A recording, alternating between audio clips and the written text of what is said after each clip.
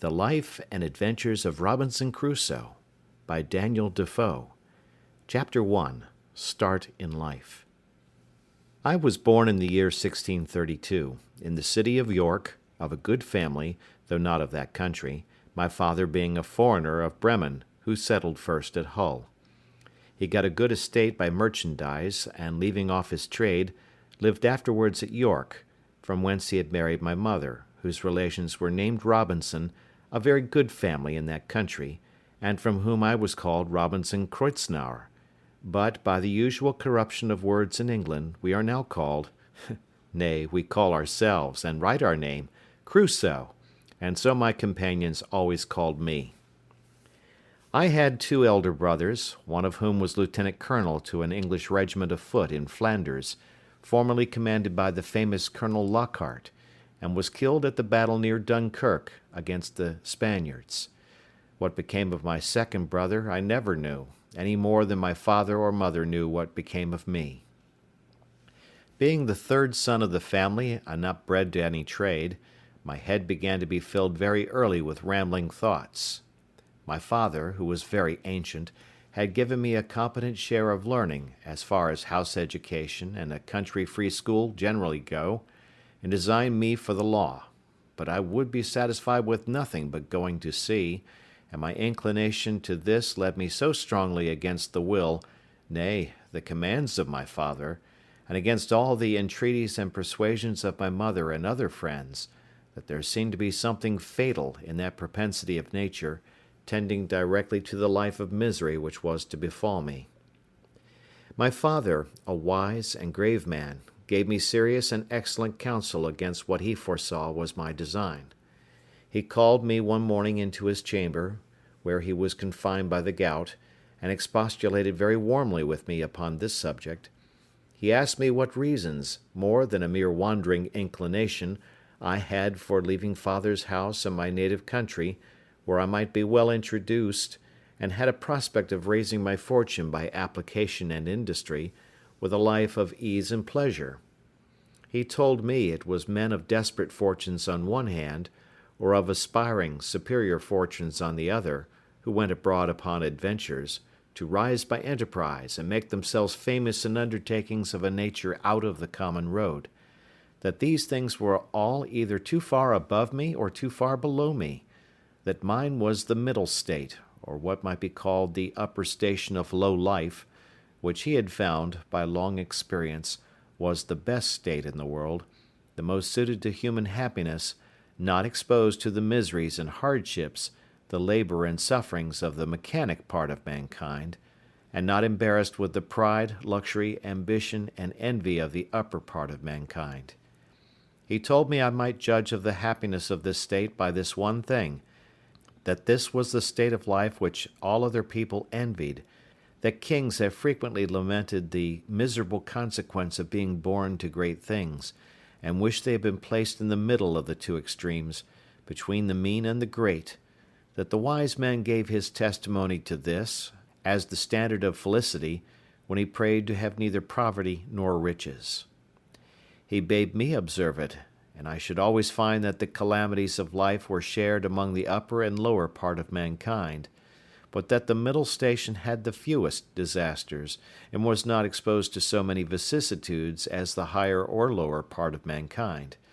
Nay, they were not subjected to so many distempers and uneasinesses, either of body or mind, as those were who, by vicious living, luxury, and extravagances on the one hand, or by hard labor, want of necessaries, and mean or insufficient diet on the other hand, bring distemper upon themselves by the natural consequences of their way of living. That the middle station of life was calculated for all kind of virtue and all kind of enjoyments, that peace and plenty were the handmaids of a middle fortune, that temperance, moderation, quietness, health, society, all agreeable diversions and all desirable pleasures were the blessings attending the middle station of life, that this way men went silently and smoothly through the world, and comfortably out of it, not embarrassed with the labors of the hands or of the head, not sold to a life of slavery for daily bread, nor harassed with perplexed circumstances, which rob the soul of peace and the body of rest, nor enraged with the passion of envy, or the secret burning lust of ambition for great things, but in easy circumstances, sliding gently through the world, and sensibly tasting the sweets of living without the bitter, feeling that they are happy and learning by every day's experience to know it more sensibly. After this he pressed me earnestly, and in the most affectionate manner, not to play the young man, nor to precipitate myself into miseries which nature and the station of life I was born in seemed to have provided against, that I was under no necessity of seeking my bread, that he would do well for me, and endeavor to enter me fairly into the station of life which he had just been recommending to me, and that if I was not very easy and happy in the world, it must be my mere fate or fault that must hinder it,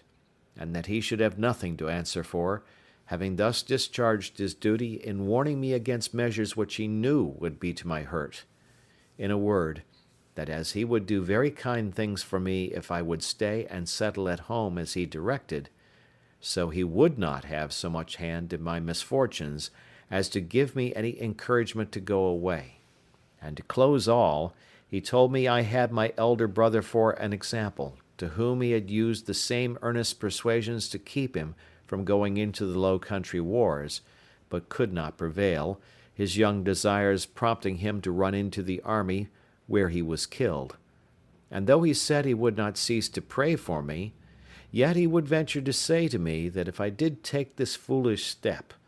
God would not bless me, and I should have leisure hereafter to reflect upon having neglected his counsel when there might be none to assist in my recovery. I observed in this last part of his discourse, which was truly prophetic, though I suppose my father did not know it to be so himself. I say, I observed the tears run down his face very plentifully, especially when he spoke of my brother who was killed, and that when he spoke of my having leisure to repent and none to assist me, he was so moved that he broke off the discourse and told me his heart was so full he could say no more to me. I was sincerely affected with this discourse, and indeed, who could be otherwise? And I resolved not to think of going abroad any more, but to settle at home according to my father's desire. But alas, a few days wore it all off, and in short, to prevent any of my father's further importunities, in a few weeks after, I resolved to run quite away from him. However, I did not act quite so hastily as the first heat of my resolution prompted, but I took my mother at a time when I thought her a little more pleasant than ordinary, and told her that my thoughts were so entirely bent upon seeing the world that I should never settle to anything with resolution enough to go through with it, and my father had better give me his consent than force me to go without it, that I was now 18 years old, which was too late to go apprentice to a trade or clerk to an attorney, that I was sure if I did I should never serve out my time, but I should certainly run away from my master before my time was out and go to sea, and if she would speak to my father to let me go one voyage abroad, if I came home again and did not like it, I would go no more, and I would promise by a double diligence to recover the time that I had lost. This put my mother into a great passion. She told me she knew it would be to no purpose to speak to my father upon any such subject, that he knew too well what was my interest to give his consent to anything so much for my hurt, and that she wondered how I could think of any such thing after the discourse I had had with my father, and such kind and tender expressions as she knew my father had used to me, and that, in short, if I would ruin myself, there was no help for me, but I might depend I should never have their consent to it, that for her part she would not have so much hand in my destruction, and I should never have it to say that my mother was willing when my father was not. Though my mother refused to move it to my father, yet I heard afterwards that she reported all the discourse to him, and that my father, after showing a great concern at it, said to her with a sigh, "That boy might be happy if he would stay at home, but if he goes abroad, he will be the most miserable wretch that ever was born. I can give no consent to it." It was not until almost a year after this that I broke loose, though, in the meantime, I continued obstinately deaf to all proposals of settling to business, and frequently expostulated with my father and mother about their being so positively determined against what they knew my inclinations prompted me to. But being one day at Hull, where I went casually and without any purpose of making an elopement at that time, but, I say, being there, and one of my companions being about to sail to London in his father's ship, and prompting me to go with them with the common allurement of seafaring men, that it should cost me nothing for my passage, I consulted neither father nor mother any more, nor so much as sent them word of it, but leaving them to hear of it as they might, without asking God's blessing or my father's, without any consideration of circumstances or consequences, and in an ill hour, God knows, on the 1st of September, 1651, I went on board a ship bound for London. Never any young adventurer's misfortunes, I believe, began sooner or continued longer than mine. The ship was no sooner out of the Humber than the wind began to blow and the sea to rise in a most frightful manner, and, as I had never been at sea before, I was most inexpressibly sick in body and terrified in mind. I began now seriously to reflect upon what I had done, and how justly I was overtaken by the judgment of Heaven for my wicked leaving my father's house, and abandoning my duty. All the good counsels of my parents, my father's tears, and my mother's entreaties came now fresh into my mind, and my conscience, which was not yet come to the pitch of hardness to which it has since, reproached me with the contempt of advice and the breach of my duty to God and my father. All this while the storm increased, and the sea went very high, though nothing like what I have seen many times since. No, nor what I saw a few days after. But it was enough to affect me then, who was but a young sailor, and had never known anything of the matter. I expected every wave would have swallowed us up, and that every time the ship fell down, as I thought it did, in the trough or hollow of the sea, we should never rise more. In this agony of mind, I made many vows and resolutions that if it would please God to spare my life in this one voyage, if ever I once got my foot upon dry land again, I would go directly home to my father and never set it into a ship again while I lived, that I would take his advice and never run myself into such miseries as these any more. Now I saw plainly the goodness of his observations about the middle station of life, how easy, how comfortably he had lived all his days, and never had been exposed to tempests at sea or troubles on shore, and I resolved that I would, like a true repenting prodigal, go home to my father. These wise and sober thoughts continued all the while the storm lasted, and indeed some time after. But the next day the wind was abated, and the sea calmer, and I began to be a little inured to it. However, I was very grave for all that day, being also a little seasick still. But towards night the weather cleared up, the wind was quite over, and a charming fine evening followed. The sun went down perfectly clear, and arose so the next morning, and having little or no wind, and a smooth sea, the sun shining upon it, the sight was, as I thought, the most delightful that ever I saw.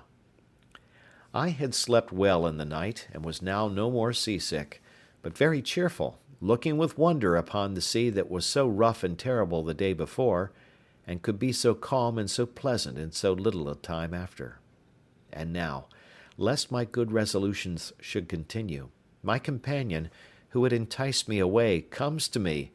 "Well, Bob," says he, clapping me upon the shoulder, "how do you do after it? I warrant you were frighted, weren't you, last night, when it blew but a capful of wind?"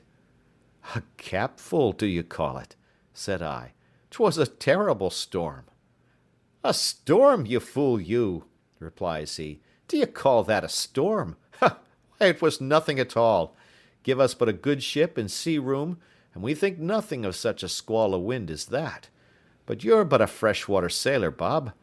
Come, let us make a bowl of punch, and we'll forget all that. Do you see what charming weather 'tis now? To make short this sad part of my story, we went the way of all sailors. The punch was made, and I was made half drunk with it.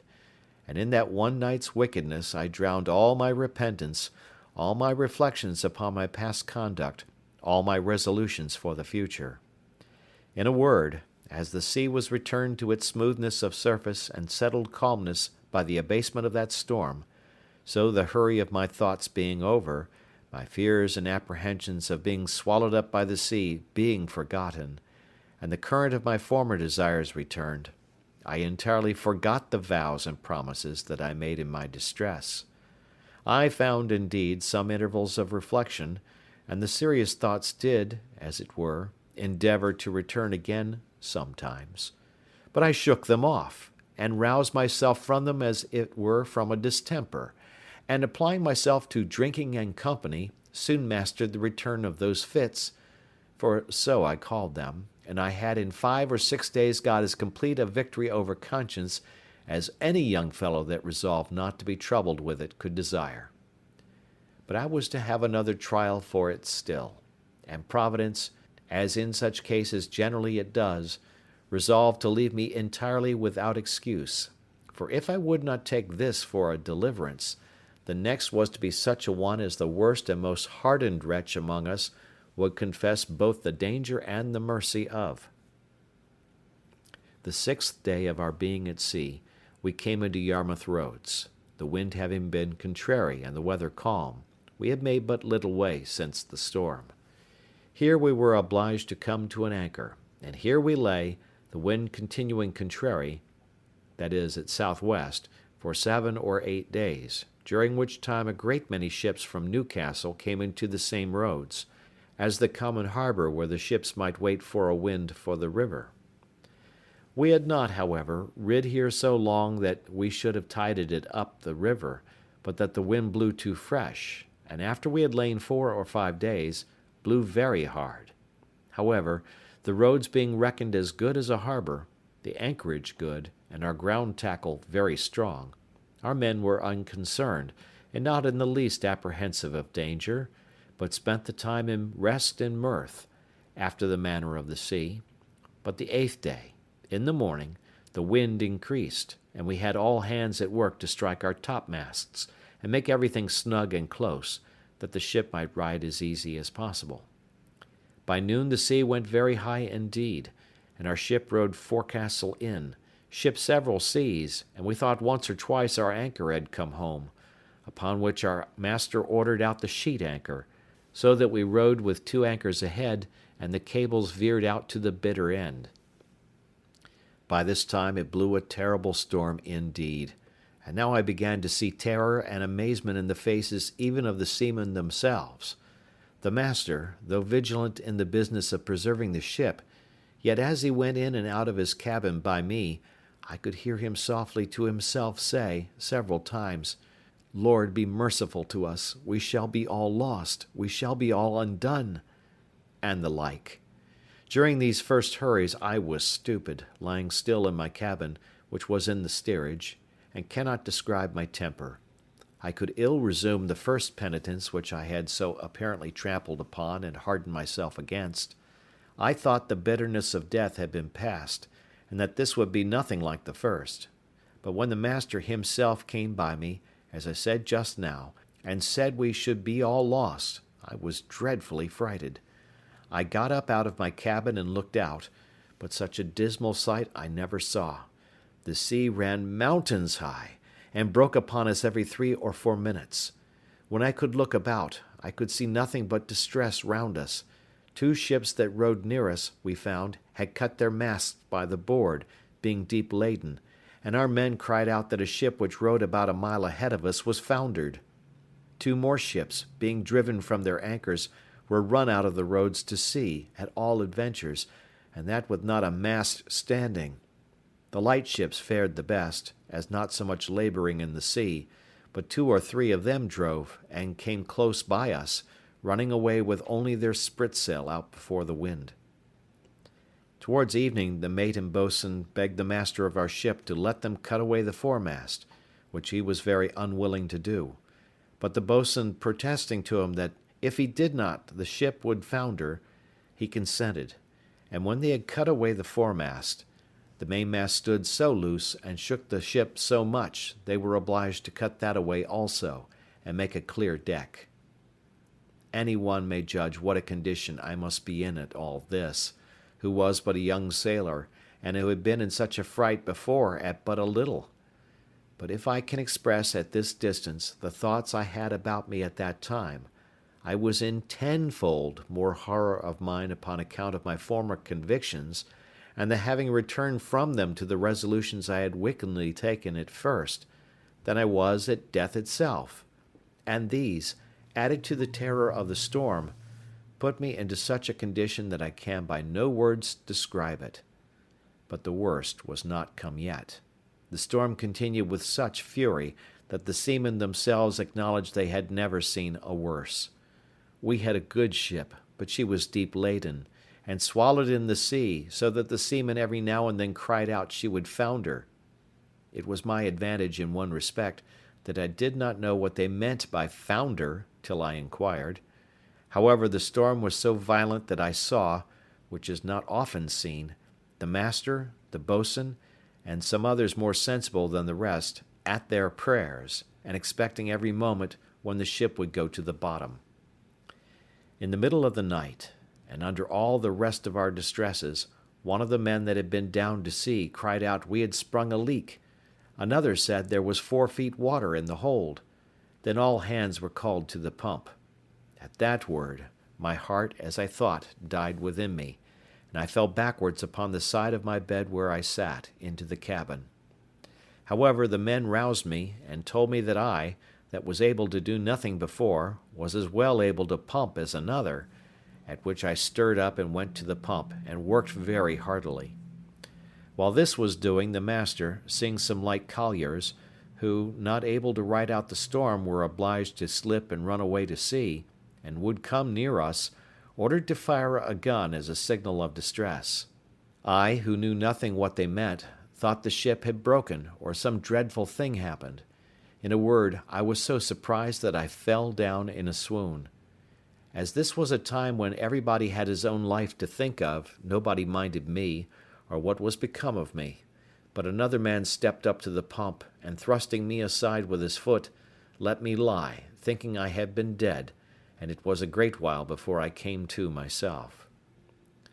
We worked on, but the water increasing in the hold, it was apparent that the ship would founder,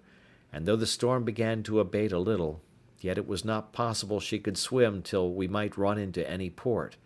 So the master continued firing guns for help, and a light ship, who had rid it out just ahead of us, ventured a boat out to help us. It was with the utmost hazard the boat came near us, but it was impossible for us to get on board, or for the boat to lie near the ship's side, till at last the men rowing very heartily, and venturing their lives to save ours, our men cast them a rope over the stern with a buoy to it, and then veered it out a great length, which they, after much labour and hazard, took hold of, and we hauled them close under our stern, and got all into their boat. It was to no purpose for them or us, after we were in the boat, to think of reaching their own ship, so all agreed to let her drive, and only to pull her in towards shore as much as we could, and our master promised them that if the boat was staved upon shore, he would make it good to their master. So partly rowing and partly driving, our boat went away to the northward, sloping towards the shore almost as far as Winterton Ness. We were not much more than a quarter of an hour out of our ship till we saw her sink, and then I understood for the first time what was meant by a ship foundering in the sea. I must acknowledge I had hardly eyes to look up when the seamen told me she was sinking, for from the moment that they rather put me into the boat than that I might be said to go in, my heart was, as it were, dead within me, partly with fright, partly with horror of mind, and the thoughts of what was yet before me.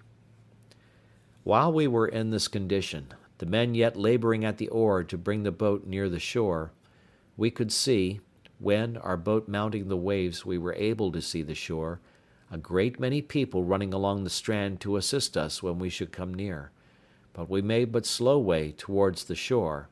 nor were we able to reach the shore till, being past the lighthouse at Winterton, the shore falls off to the westward towards Cromer, and so the land broke off a little the violence of the wind. Here we got in, and though not without much difficulty, got all safe on shore,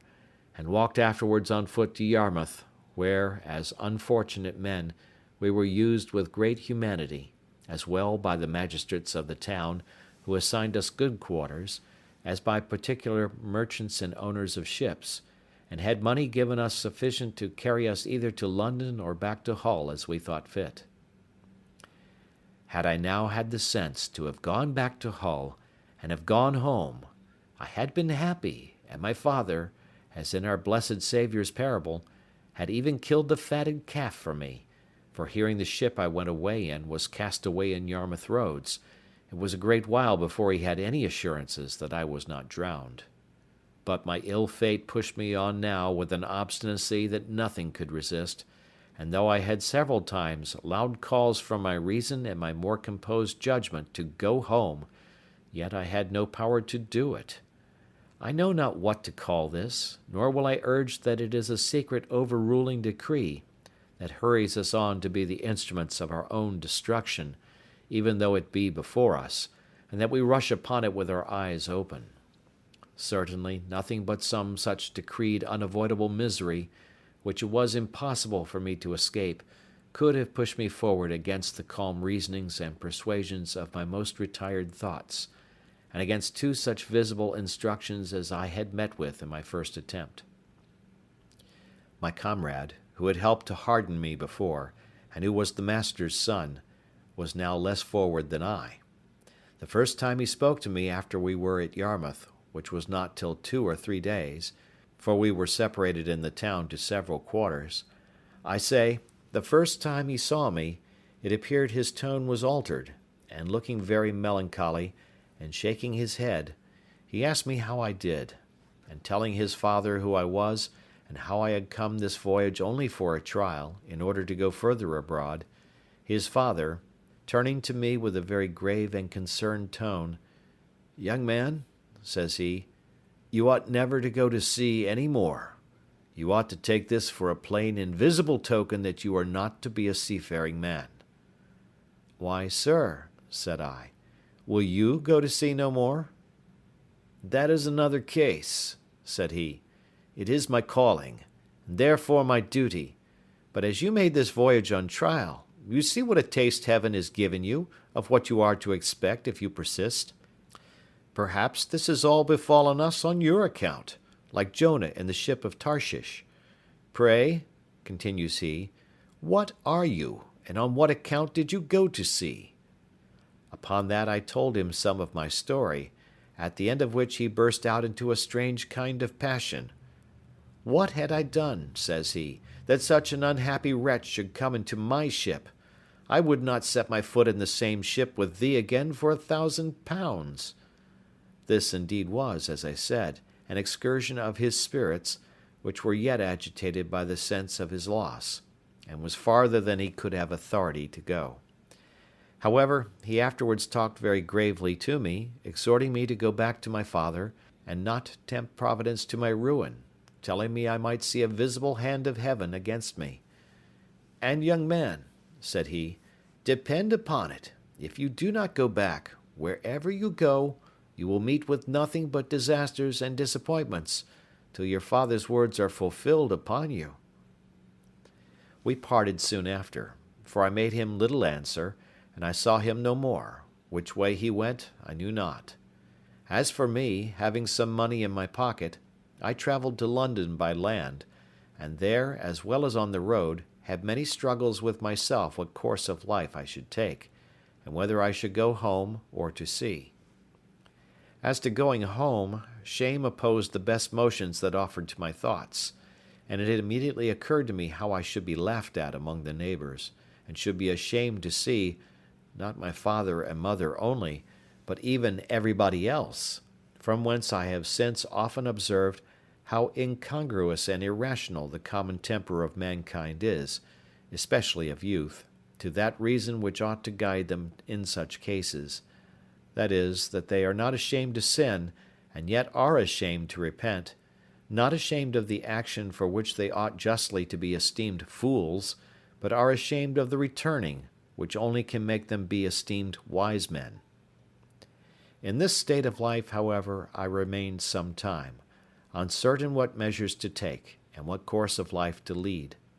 An irresistible reluctance continued to going home, and as I stayed away a while, the remembrance of the distress I had been in wore off, and as that abated, the little motion I had in my desires to return wore off with it, till at last I quite laid aside the thoughts of it, and looked out for a voyage.